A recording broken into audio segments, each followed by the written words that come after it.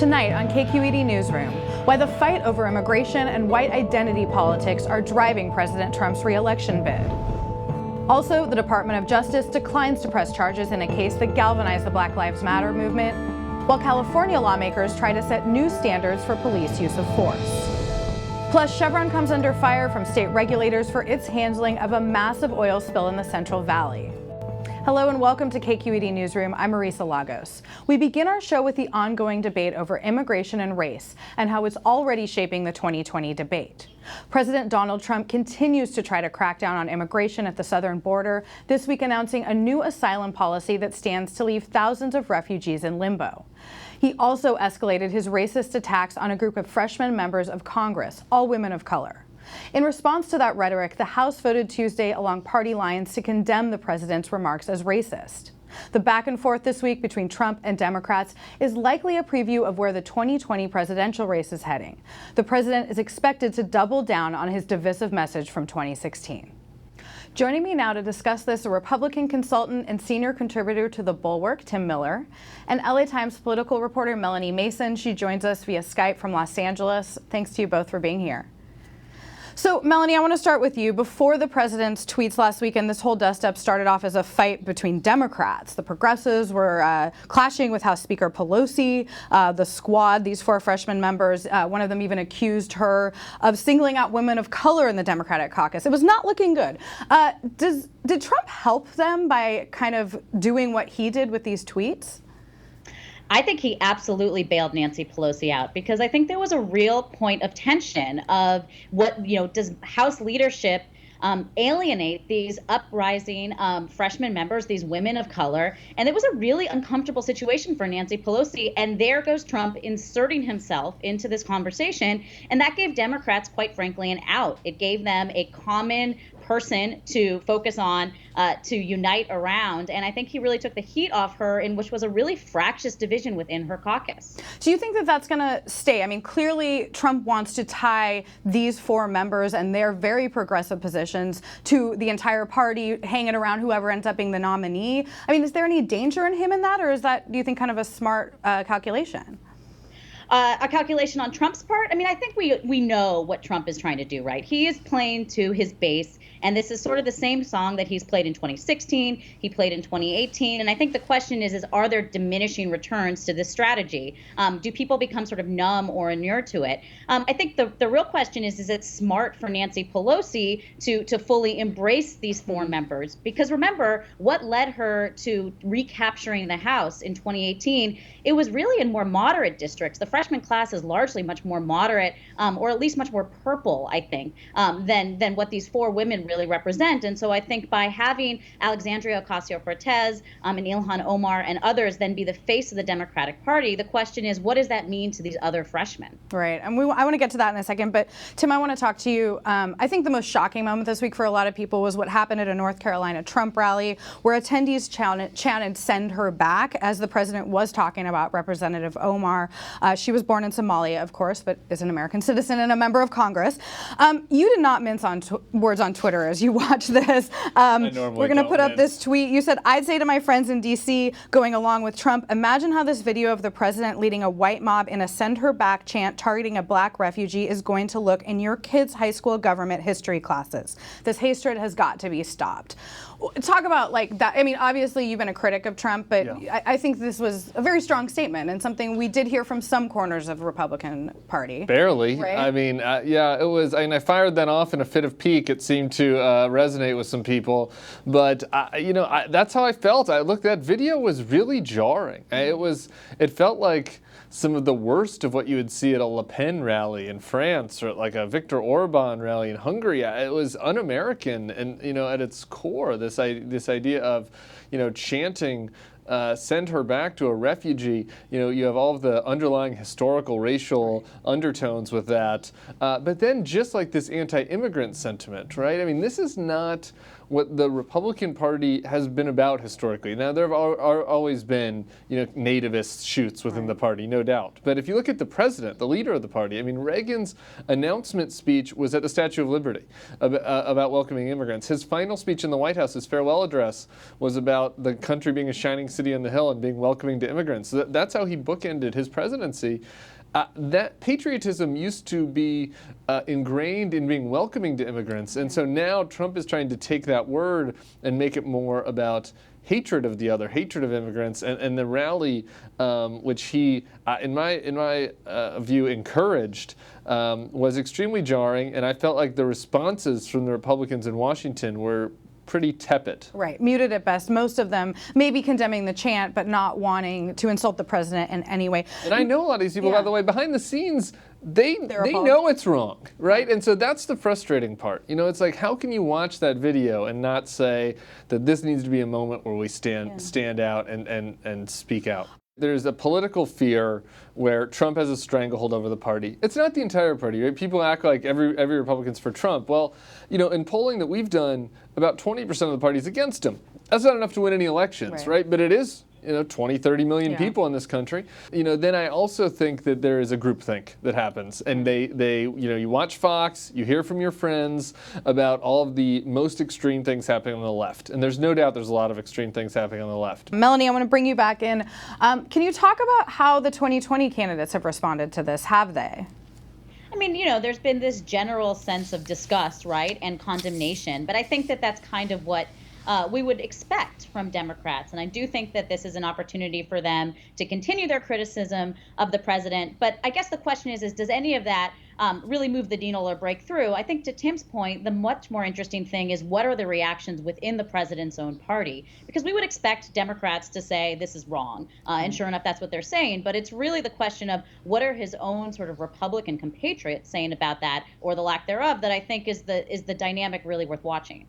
Well, and Tim, you were on the campaign trail in 2016 with Jeb Bush. You saw Trump use a lot of this language, anti-immigrant language, xenophobic. I mean, what do you see sort of coming in 2020? What does this tell you about how similar this next election will be, and what sort of Trump is angling for there? Yeah, look, it's going to be more of the same and probably worse than 2016. And let me tell you why. You have to get inside Trump's head on this. In 2016, he went with his gut. This was not a strategic ploy. It worked for him, but his gut feeling was to go after these cultural fissures, right, and that it would work. And it ended up attracting some of these blue-collar Obama voters. Right. And so all along the way, everybody on TV, all of the Republican elites said, this is wrong, the Muslim ban's wrong, Access Hollywood's going to kill you. You have no chance of winning like this. And he won anyway. Yeah. And so if you're Donald Trump, why are you going to listen to any people that tell you that you should reach out to suburban voters or more diverse voters when that's what they all told you in 2016 and they were wrong? And so I think what he is going to do is use his gut and double down on this nativist strategy and inflaming racial grievance because he thinks it's a winner, whether it is or not. Right. Melanie, what do you think? I mean, you've been out on the campaign trail this year a bit. I mean, Republicans do need some independence. Do you think this is a potent message? I mean, I do think that for the base, it is kind of a no-brainer for him. But I guess the question is that base going to be enough to get you enough electoral college votes to win? And I'm not sure that is necessarily the case or not. I mean, I think the big difference between what we saw in 2016, where Trump was really a hypothetical, everyone didn't really know what he would do as president.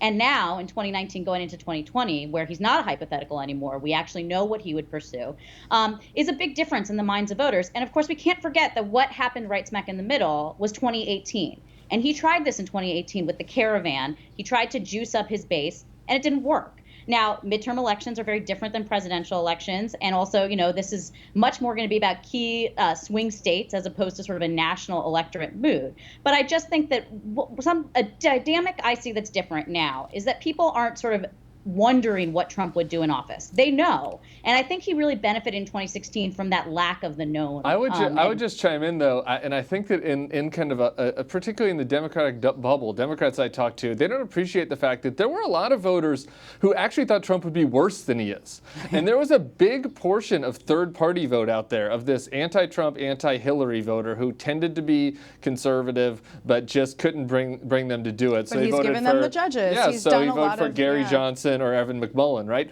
I think that Democrats should be concerned that those third-party voters go back to Trump next election, because, like you're saying, he's done it on the issues, and while the tweets have been bad, and while they don't love everything he's saying on foreign policy, it's sort of like every time he goes right up to the line of what feels like it's going to be an absolute catastrophe, he backs it off a little bit, right? And I don't think that any of them have felt like any of his controversies have been disqualifying. Whether Democrats believe that or not, that's not something I believe, but I think that that's a common view among these sort of Johnson and McMullin voters, and Democrats need to talk to them, and they can't expect that everybody's going to watch this and with the same horror that they do.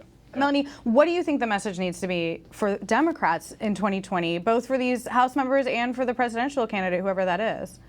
Well, if you talk to Nancy Pelosi or House leadership, it is do what you did in 2018 and focus on the bread and butter issues, healthcare, healthcare, healthcare. Trump is a sideshow, and really talk about what Democrats can do when they deliver when they're in office. But I do think that one of the things that will be difficult for these freshman members trying to recapture their seats in 2020 is they benefited enormously from voters wanting to change, wanting to see what House Democrats can do. And the truth is it's really hard to deliver when you only have one half of one branch of government, right. But that's still a hard argument to make to voters. So I think that you're going to see them talking a lot about issues, but it's going to be hard for them to show what they can deliver when they don't capture other levers of power. Especially given how much the president does dominate. Melanie Mason from the LA Times, Tim Miller, thank you so much for coming in. Thanks, Marisa. Thank you. This week, Attorney General William Barr declined to pursue federal charges against a police officer involved in the death of Eric Garner. Bystander video of the fatal police encounter from 2014 galvanized the Black Lives Matter movement and its ongoing efforts to highlight the use of excessive force. Meanwhile, California lawmakers are nearing passage of a bill that could set some of the strictest standards in the nation governing the use of deadly force. This is in response to reports of police misconduct that continue to come to light through a new law that requires law enforcement agencies to release records of misconduct. Joining me now to discuss all of this are KQED Criminal Justice Editor Alex Emsley and KQED Criminal Justice reporter Suki Lewis. Welcome to you both. So you both have been working on policing issues for a long time, and as we know, it was 5 years ago this summer that just a month after Eric Garner's death, that protests in Ferguson, Missouri over the death of another unarmed black man, Michael Brown, really set off a national debate. Alex, how much would you say has changed in the last 5 years in California? Well, quite a bit, but for me it goes back a little bit further, 10 years, to the fatal shooting of Oscar Grant in Oakland at a BART station by a BART police officer. Now that case, unlike the ones you mentioned in other parts of the country, did result in criminal charges, but it also really started a movement in California for transparency and accountability, particularly around use of deadly force by police officers. Now, it takes a while for something like that to catch on. So around 2014, when this issue was becoming a major idea in the public consciousness, a state Supreme Court case opened up some information about officer-involved shootings. The public, for the first time in many decades, was allowed to learn the names of officers who had shot and many times killed members of the public. Since then, I think that there has been a lot of philosophical change around policies within individual police departments. We've seen bans on shooting at moving vehicles, which is a high proportion of the use of deadly force by police officers. Bans on the use of chokeholds or sleeper holds, which is a similar maneuver to what led to Eric Garner's death. And so, and we've also seen some political movement, really after years of there not being any ability in Sacramento to tackle these issues. One of the major changes we've seen was that law that took effect, Suki, in January, opening up these police misconduct records. And you and Alex have been part of this team working to obtain as many of them as possible. I know that's been a fight in itself. You've published dozens of stories already, and Suki, you broke a disturbing case recently involving a mentally ill man. Officer Jonathan Silva was responding to a call from the San Jose State University Library reporting that a man was looking at pornography, potentially masturbating. He wouldn't answer the officer's questions, and we actually have the clip that you guys obtained of what happened, and we should forewarn our viewers, it's very graphic and violent. What's your birthday? I can change it so... No, give me your real birthday. I don't have one. I swear to God. Stand up. Stand up. Okay, Stand up. Stand up. Yes, sir. About 36, 236. Roll over your stomach. Roll over your stomach. You're gonna get tased. So that's very disturbing footage. It goes on for several more minutes. Suki, where are the officer and this man now? So the man in the video, Philip Chong, he was very badly injured. His ribs were broken, collapsed lungs. He did receive a settlement from the university for about $950,000. And for the officer, this, the case really was interesting to show this kind of divide between how the university and how police officials viewed his use of force. The university hired an outside investigator to come in and look at it, and they found that it was excessive. And they tried to discipline the officer, fire the officer, and he appealed to the State Personnel Board. And the State Personnel Board, basically sided with police officials and said, you didn't do anything wrong. And so he actually followed the police chief, who was chief at the university, to Los Gatos, and he is now a police officer there. And he's not the only one. I mean, you broke another story involving a domestic violence victim whose attacker, her boyfriend, was a police officer, was repeatedly not arrested because of those connections, ostensibly, to the force and to the people who would be investigating these incidents. I mean, what do these cases tell you broadly about how hard it is for an officer to really be held responsible once they've done something violent? Well, in that case, the officer was eventually, criminally charged, took a plea deal, and, was taken off the force. He was fired eventually. This was after 2 internal affairs investigations, however. And I think what we're seeing, which is, again, it's part of the nature of the records that we're getting. So I don't want to mischaracterize this and say, every officer gets away with misconduct or every officer is a bad officer. The majority are not. The majority are doing their jobs and doing them well.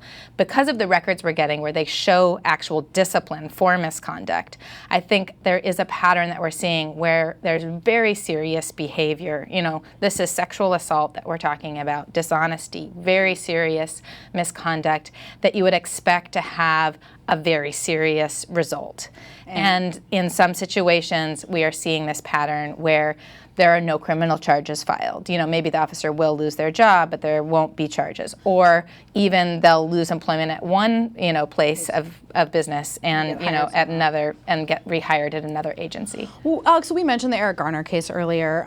This was a case where a man died after basically being put in a chokehold and scuffling with police. Are you surprised that the officer in that case was not charged? These days, I'm never really surprised at a police officer not being criminally charged for an on-duty use of force. I know that case has been investigated on multiple levels, and the latest was this federal investigation into whether there was a civil rights violations. Those kinds of investigations themselves are pretty rare, and to have charges come out of that, rarer still, so no. Well, and part of that is because of the standard that exists both nationally and in California around when an officer can't be charged. The legislature is going to take up a bill that already passed one house that will make it harder for police, or could make it harder for police, to justify the use of force. It's the result of a very hard-fought compromise. We have seen police officers who would vehemently oppose this, or at least police chiefs, say they're not opposing it now. Will the bill do what it promises to at all? I think it's kind of unclear right now. It was more straightforward before some amendments that, people who were supporting it and who now aren't, say that, really watered it down. I think that it's going to take a particular type of case that has some circumstances where maybe an officer escalates a situation to an extreme degree, and then to have a prosecutor want to file charges out of that to see if this new law is actually going to change that calculus. But right now it's kind of hard to tell. And we have seen, as you mentioned, folks in Black Lives Matter and other folks drop off of it. Suki, there's a companion bill that would require more training for police. This is something the police officers had pushed as an alternative. Will that make a difference?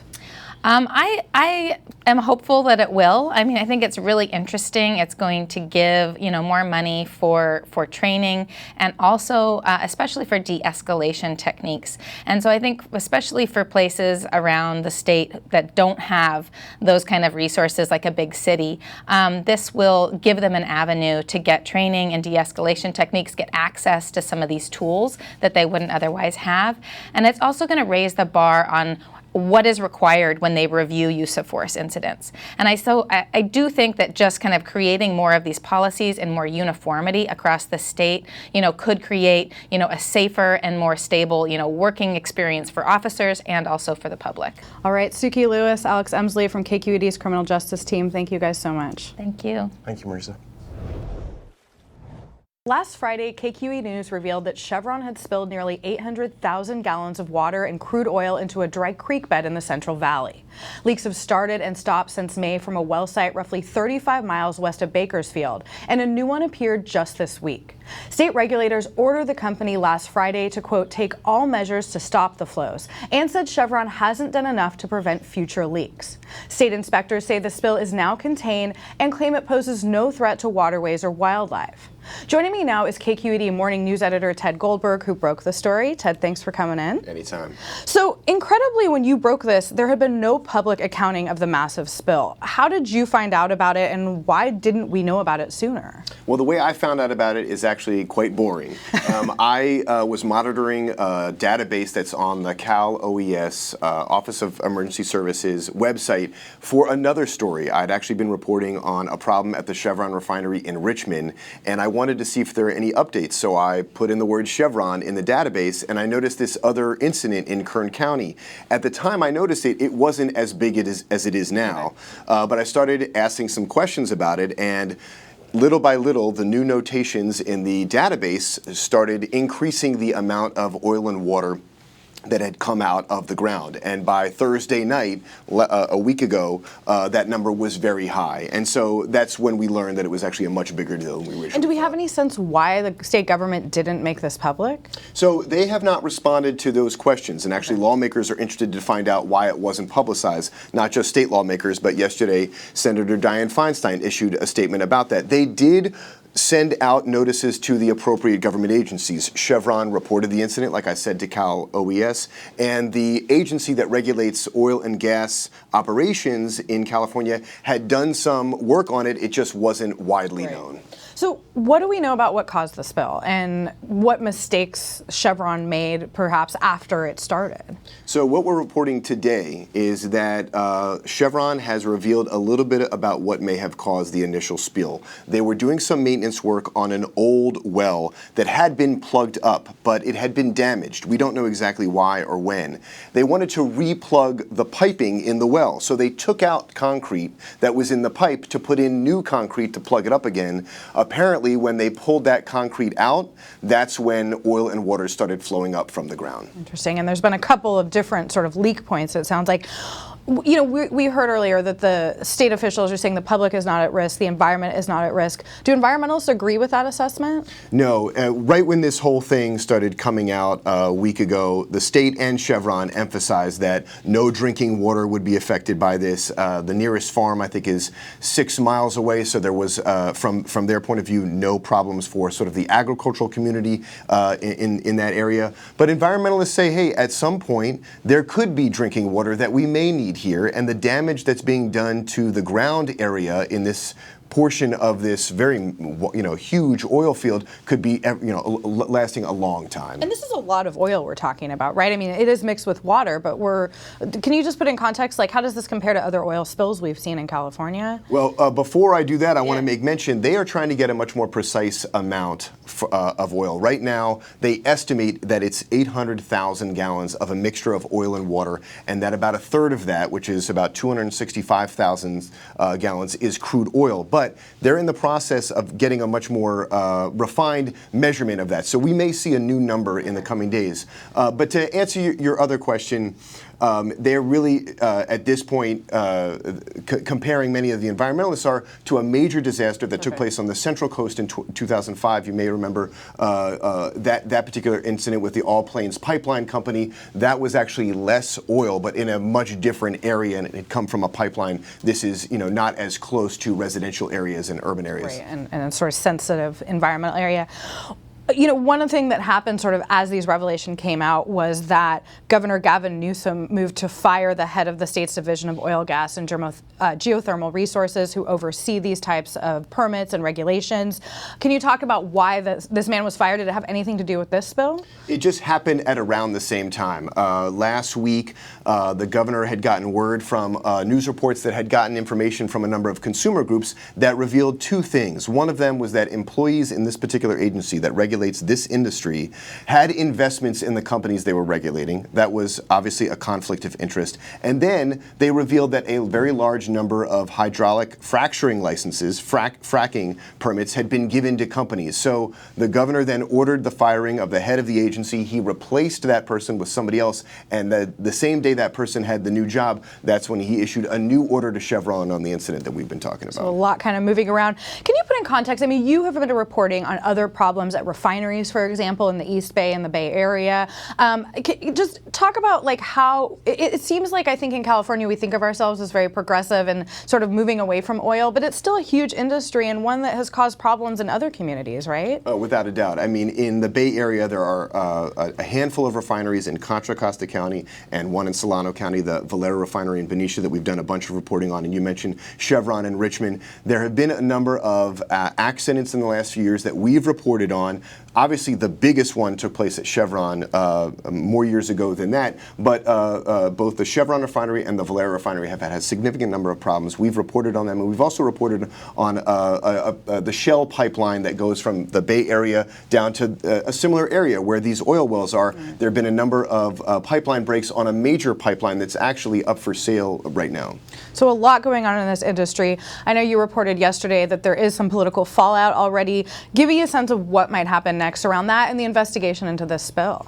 So the chairman of the Senate Natural Resources Committee and his counterpart in the Assembly both told us that they plan to call for hearings both into the oil spill and also into those conflicts of interest incidents that we talked about before. At this point, the chairman, Henry Stern of Southern California, says he wants to get a timeline from the Dogger agency, which regulates this incident. When did they learn about what happened with the Chevron oil well, and what kind of information they learned? He wants to find out why we didn't all learn about it in advance. So the same questions we have. Indeed. All right, Ted Goldberg, KQED Morning News editor, thank you so much for breaking this story and coming in. Thank you. That will do it for us. As always, you can find more of our coverage at kqed.org/newsroom. I'm Marisa Lagos. Thanks for joining us.